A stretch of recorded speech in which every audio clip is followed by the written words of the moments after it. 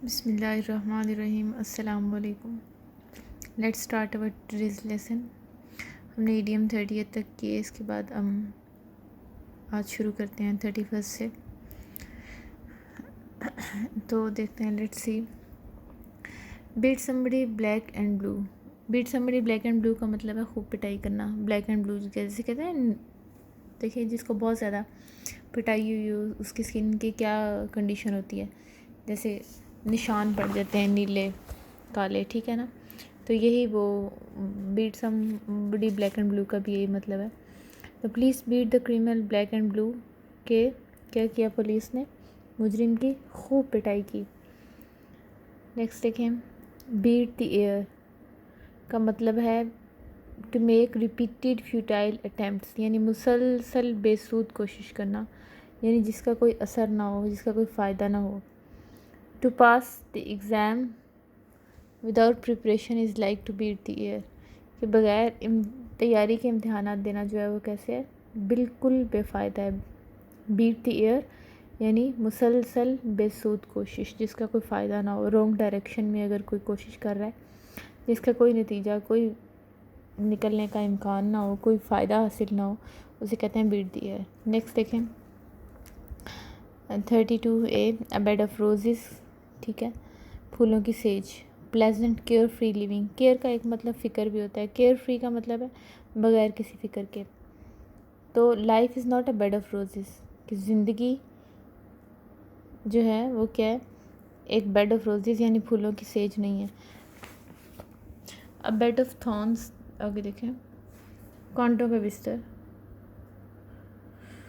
A bed of nails, यानी life is a bed of thorns या nails, इसका मतलब ये है कि ज़िंदगी कांटों का बिस्तर है।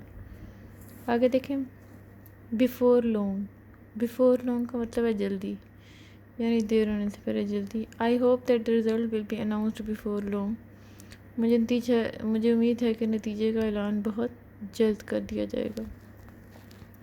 बिहाइंड द सीन का मतलब है सीक्रेटली या राजदारी से। Decisions about the defence of a country are made behind the scene, के मुल्क के जो फैसले हैं वो बहुत राजदारी से किए जाते हैं। ठीक है जी, नेक्स्ट देखें 36 नंबर, bell the cat. Bell the cat का मतलब होता है बिल्ली के गले में घंटी बांधना, यानी to endanger oneself for others, ख़ुद को जो है किसी के लिए मुसीबत में डालना। Who will bell the cat by reporting against this dishonesty, यानी उसकी बदयानती के बारे में बताना। बिल्ली के गले में घंटी बांधना है, ऐसा कौन करेगा। ये मिलते जुलते हैं, बेल द कैट या जो है वो आप, यानी आप देखें ना, कोई एक काम है उसकी कोई रिपोर्ट करनी है, या एक कोई ख़तरे वाली बात है, या किसी को डायरेक्ट कोई बात बोलनी है, लेकिन आप में से हर कोई चाहता है कि जी वो बात करे वो बात करे। तो उसमें से कौन ये रिस्क लेता है, एक ग्रुप में से एक बंदा होता है जो रिस्क लेता है, जो फर्स्ट स्टेप उठाता है। He is actually the person who bells a cat, ठीक है ना, यानी उसके गले में घंटी बांधता है। तो ये थोड़ा सा मिलता जुलता है उससे, जैसे हमने लास्ट लेक्चर में पढ़ा था। टू क्या था वो, लेट मी सी,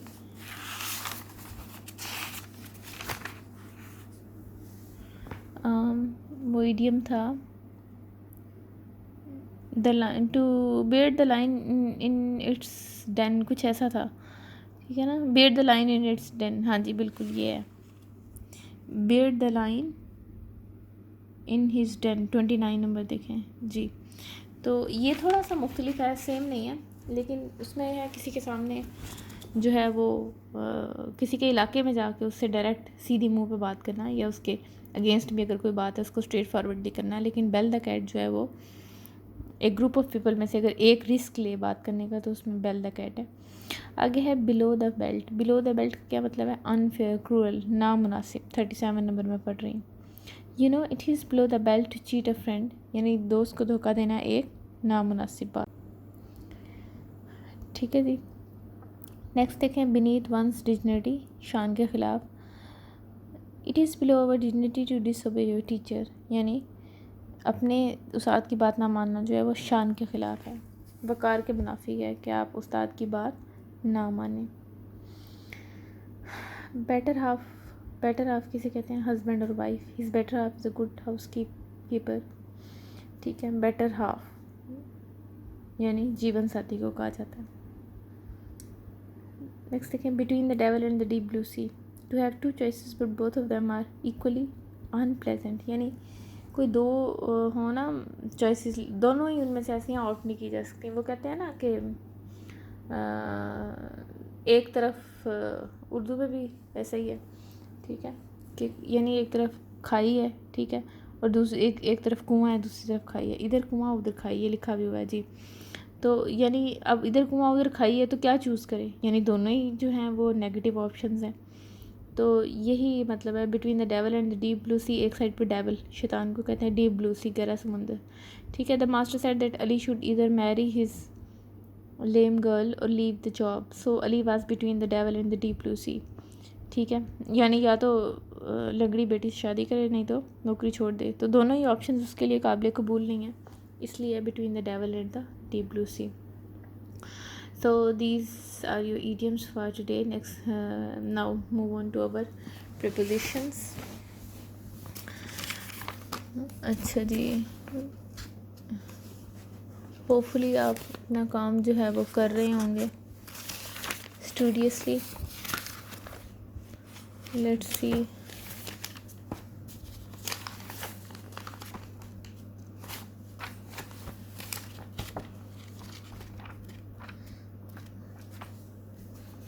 इसके बाद हम मॉडर्न प्रोज एंड हीरोज़ का भी पढ़ते हैं, लेकिन इससे पहले जो है वो हम प्रेपोजिशंस कर लें, उसके बाद हम ये करेंगे, ठीक है।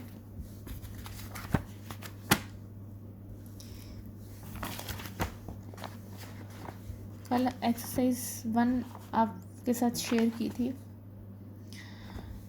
जो आपने करनी थी वो मैंने आपके सामने सॉल्व भी कर दी थी आपकी आसानी के लिए, ठीक है। Exercise 1 and exercise well as exercise 2 ये हमारी हो गई थी। तो आज हमने करनी है exercise number 3। So let's see, जिन्होंने कल नहीं काम किया उनके लिए मैं एक दफ़ा दोबारा जूम कर रही हूँ, आप इसको देख लें। ये प्रेपोजिशंस ये पीछे जो दी हुई हैं इनमें से ही पुट करनी है। Now let's see, abide by. Next exercise से पहले हम पढ़ लेते हैं प्रेपोजिशंस। अबाइड बाय का मतलब है पाबंदी करना। एक्ट ऑन या एक्ट अपॉन का मतलब है अमल करना। एडहियर टू होता है, ठीक है। एडहियर के साथ कौन सी प्रेपोजिशन आती है? टू, डटे रहना या जमे रहना। ऐसे ही है अलार्म्ड एट या अलार्म्ड बाय का मतलब है ख़बरदार होना। अलॉट टू का मतलब है नामज़द करना। आंसर फॉर, ठीक है, किसी बात के लिए जवाबदेह होना। अपोलोजाइज़ फॉर का मतलब है किसी काम के लिए माजरत करना। इसीलिए इसी तरह अपील अगेंस्ट का मतलब है किसी के ख़िलाफ़ अपील करना। अपील टू का मतलब है किसी को अपील करना। इसी तरह अप्लाई फॉर किसी काम के लिए दरख्वास्त देना, ठीक है, यानी अप्लाई फॉर जॉब भी हो सकता है, अप्लाई फॉर समथिंग एल्स, कोई भी काम है। अपॉइंट टू का मतलब है तकर्रर करना।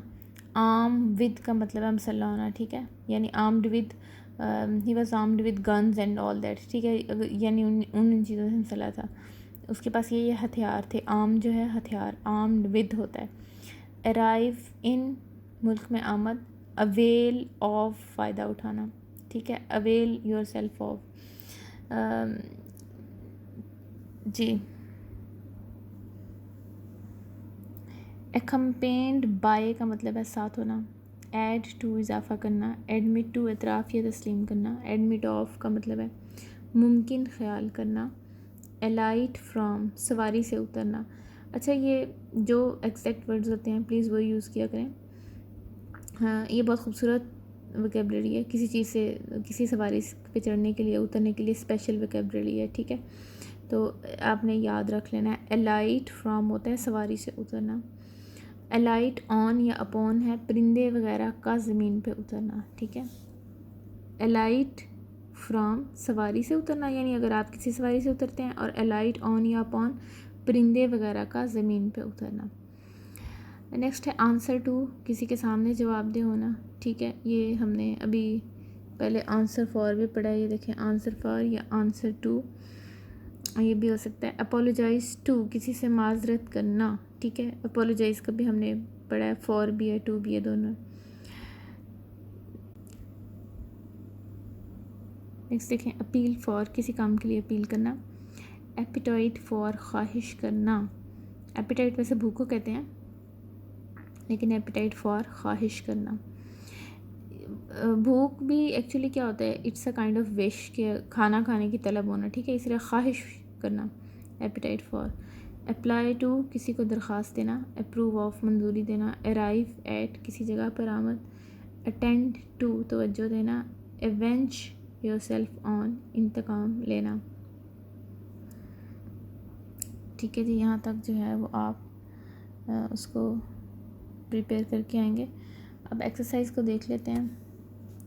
She was accompanied dash her husband. जी अभी हमने एक्म्पेन्ड पढ़ा था, तो आप पहले मुझे बगैर देखे बताएंगे कि एक्म्पेन्ड के साथ जो है वो क्या आएगा। तो थोड़ा सा जल्दी से सोचें और उसके बाद जो है फिर मैं आपको बताती हूँ। जी बगैर देखे एक्म्पेन क्या आएगा एक्म्पेन के साथ। जी these are your options, in, with, by, of. Accompany by, ठीक है, तो बाय आएगा। यहाँ से भी देख लेते हैं एक्म्पेन बाय ये है। नेक्स्ट देखें, I adhere dash my standpoint. Adhere के साथ हमने क्या पढ़ा था, एडहियर के साथ हमेशा क्या होता है, टू, ठीक है। यहाँ पे भी देख लेते हैं एडहियर कहाँ था, ये एडहियर टू, ठीक है। नेक्स्ट देखें, he added dash my difficulties. Added to आएगा, ऑफ, ऑन, इन। जी क्या आएगा,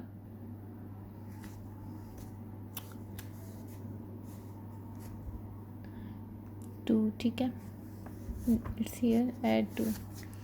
नेक्स्ट देखें, he arrive dash the station. Arrive at होता है, ठीक है, अराइव एट द स्टेशन, ये आसानी है। नेक्स्ट देखें, Salim has appetite dash knowledge for, of, on, in, ठीक है, हमने क्या पढ़ा था, एपिटाइट फॉर नॉलेज, ठीक है। नेक्स्ट देखें 6 नंबर, जी एपिटाइट फॉर नॉलेज ख्वाहिश होना भी हमने पढ़ा था। Salim appointed Nawaz dash this post. जी अपॉइंटेड नवाज टू, अपॉइंट के साथ हमने देखा टू आता है, अपॉइंटेड टू दिस पोस्ट। आगे देख लें, he apologize dash me for his misconduct. He is apologize to me, ठीक है, फॉर दिस। विद मी भी नहीं होगा, ऑन और फॉर नहीं होगा, apologise to. He arrive dash Pakistan yesterday. He arrived in Pakistan. क्यों इन आएगा, ये बात आपने याद रखनी है। पीछे हमने एट स्टेशन पढ़ा था, इन पाकिस्तान है। जब किसी स्टेशन या किसी जगह पे पहुँचे तो एट होगा, ठीक है, किसी प्लेस पे पहुँचे तो। लेकिन मुल्क में पहुँचना अराइव्ड इन पाकिस्तान आएगा, एट पाकिस्तान नहीं आएगा, क्योंकि किसी मुल्क में। एक बात ऐसे भी याद रखें, किसी बड़ी जगह या शहर वगैरह के लिए इन आता है, इसी तरह किसी मुल्क में आमद के लिए भी इन ही आएगा। लेकिन अगर छोटी जगह वगैरह हो तो उसके लिए एट होगा, ठीक है। For example arrived in Lahore जो है वो ये आएगा, ठीक है।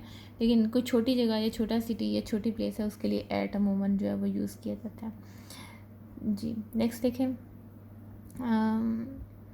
ही apologize, he arrived, he appeal to जज डैश मी, अगेंस्ट मी, मेरे ख़िलाफ़ उसने अपील की, ठीक है, अगेंस्ट आएगा। अपील टू जज, जज से अपील की, ये गौर से देखें, यहाँ पे टू आया है, लेकिन मेरे ख़िलाफ़ की, अगेंस्ट मी आ गया। He admitted to the murder, क्या उसने जो है वो एतराफ़ किया कत्ल का, ठीक है। तो ये आपके प्रीपोजिशंस हैं। You have to prepare all this prepositions and solve this exercise to.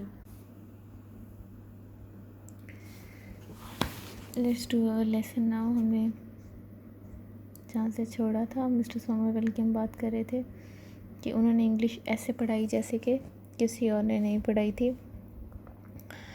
अच्छा जी, mister Somervell, he taught it as no one else has ever taught it.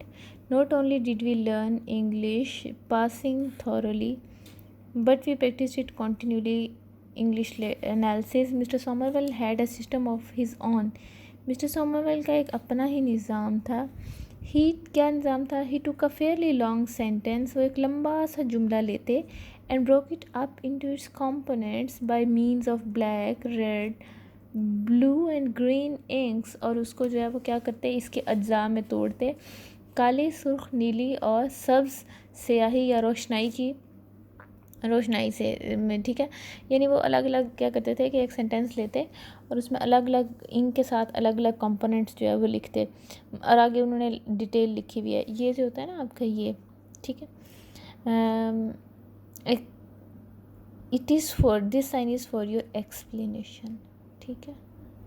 ये देखिए कॉलन जो आपका होता है ना, उसका मतलब ये है कि पिछले दिए गए की आगे वजाहत है, ये कॉलन है, यानी पीछे आगे उन्होंने बताया हुआ है कि क्या चीज़ वो इस इंक से लिखते थे। Subject, file, verb, fail, object, मफूल, relative clauses, conditional clauses, conjunction. अच्छा ठीक है, ये सारे जुमले मसलन जो है वो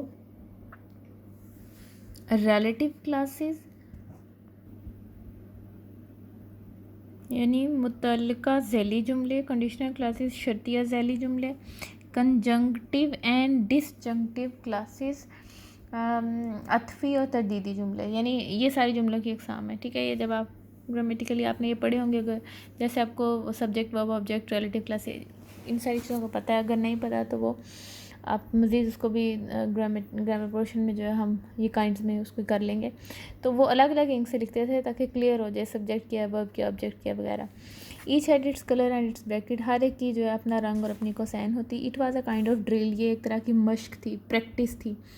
we did it almost daily, हम तकरीबन रोज़ ये करते। As I remained in the third 3 times, और वो कहते हैं कि क्योंकि मैं तीसरे दर्जे में 3 गुना ज़्यादा रहा, as long as anyone else, किसी भी दूसरे से ज़्यादा। I had 3 times as much of it, तो 3 गुना मैं ज़्यादा जो है रखता था, नॉलेज यानी रखता था। इसका मतलब यह है फेल हो कि जब एक ही क्लास में 3 दफ़ा रहे और इतनी ज़्यादा देर उन्होंने जो है उतनी ही ज़्यादा उसकी प्रैक्टिस की, उतनी ही ज़्यादा उनको चीज़ें अच्छे तरीके से याद होगी। अपना एक्सपीरियंस वो बता रहे हैं। आई लर्न इट थॉरली, मैंने इसको अच्छे से सीख लिया। Thus I got into my bones the essential structure of the ordinary British sentence, यहाँ तक कि मैंने हड्डियों में जो है वो उतर गया जो उसका लाजमी जुज़्व है किसका, ब्रिटिश सेंटेंस का, जुमले का जो स्ट्रक्चर है, ठीक है। ब्रिटिश इंग्लिश और होती है, अमेरिकन इंग्लिश और होती है, इनकी थोड़ा सा डिफरेंस होता है। तो ये क्योंकि ब्रिटेन की बात हो रही है इसलिए वो ब्रिटिश इंग्लिश की बात करें। हमारे यहाँ भी वैसे पाकिस्तान में जो पढ़ाई जाती है इंग्लिश वो ब्रिटिश इंग्लिश है, ठीक है। अच्छा जी, which is a noble thing, जो कि बहुत ही एक अच्छी चीज़ है। And when after years my school fellows who had won prizes and distinction for writing such beautiful Latin poetry and pithy Greek epigrams had to come down again to common English। और वो कहता है कि जब सालों बाद क्या हुआ, देखिए ना, जितनी मर्ज़ी आप उसने लैटिन सीख लें, ग्रीक सीख लें, रहते तो वो ब्रिटेन में थे, आखिरकार इंग्लिश की ज़रूरत पड़नी थी। जब भी एक प्रोफेशनल स्टडीज़ के लिए चूज़ किया जाता है तो आपको नेटिव लैंग्वेज की भी ज़रूरत पड़ती है, ठीक है। ऑफिशियल लैंग्वेज जो होती है उसकी ज़रूरत होती है, और वो जहाँ पे भी आगे उनके इंटरव्यूज़ या जहाँ पे जॉब्स या जिन चीज़ों की ज़रूरत थी उसमें इंग्लिश क्योंकि वहाँ की लैंग्वेज थी, उसकी ज़रूरत तो पड़नी थी। तो वो कहते हैं कि जब सालों बाद मेरे वो फेलोज़, ठीक है, वो जिन्होंने इनामात जीते थे, जिनके डिस्टिंक्शंस जो हैं वो थी, यानी इम्तियाज़ी उनको एजाज़ात दिए गए थे for writing such beautiful Latin poetry, की इतनी खूबसूरत उन्होंने लातीनी शायरी लिखी, एंड पिथी ग्रीक एपिग्राम्स, और बहुत पुरमगज़ यूनानी एपिग्राम्स कहते हैं। ये एपिग्राम्स या पिथी का मतलब जो है ना, उसका मतलब वही एपिग्रामेटिक, यानी एपिग्राम होता है कि आप छोटी बात में, छोटे अल्फाज में, थोड़े अल्फाज में ज़्यादा जो है वो बड़ी बात कह जाएँ। एक ऐसी एक सेइंग या प्रोवर्ब, ज़रबुल मिसल यानी जिसे कहते हैं, उन्होंने इतने ज़्यादा याद किए हुए थे। हैड टू कम डाउन, और उन्हें क्या नीचे आना पड़ा, to the again to common English, आम इंग्लिश पे, टू अर्न देयर लिविंग और मेक देयर वे, अपनी रोज़ी के लिए या अपने काम के लिए। I do not feel myself at any disadvantage, तो मुझे कोई नुकसान महसूस ना हुआ। नेचुरली आई एम बाइस्ड, फितरी तौर पे मैं, बाइस्ड कहते हैं प्रेजुडिस्ड, यानी जो एक ख़ास तअस्सुब रखता है, ठीक है, एक ख़ास साइड पे उसका झुकाव होता है। वो कहते हैं कि मैं मुतअस्सब हूँ इन फेवर ऑफ़ बॉयज़, उन लड़कों के हमायत में, लर्निंग इंग्लिश जो कि इंग्लिश सीखते हैं। यानी अब सर विंस्टन चर्चिल का अपना तजर्बा भी है और वो इतने स्कूल ईयर्स का ये सारे एक्सपीरियंसेस डिस्कस करने के बाद ये बात कह रहे हैं। सारे एक्सपीरियंसेस के बाद जो है वो उन्हें ये लगा, ये महसूस हुआ इतने सालों के बाद, क्योंकि बिल आखिर उन्हें इंग्लिश की ज़रूरत पड़ी, कि इंग्लिश जो है वो तो बहुत लाजमी है, ठीक है, वो तो बहुत ज़रूरी है, लाजमी है इंग्लिश सीखना। तो वो ये कहते हैं कि मैंने ये निचोड़ उन्होंने ये निकाला, और इसलिए उनका जो है वो झुकाव भी जो है वो इंग्लिश की तरफ है, कि वो कहते हैं कि ज़रूर सीखनी चाहिए, आफ्टर ऑल ज़रूरत जो उसकी पड़नी है। I would make them all learn English, कहते हैं कि मैं सबको इंग्लिश सीखने, आई वुड मेक देम, मैं सिखाऊंगा, and then I would let the clever ones learn Latin as honour, और फिर जो उनमें से ज़रा होशियार हैं, ठीक है, उन्हें लैटिनी सिखाऊंगा as honour, as an honour, एजाज़ के तौर पे, and Greek as a treat, और ग्रीक यानी यूनानी ज़ुबान एक तफरीक के तौर पे।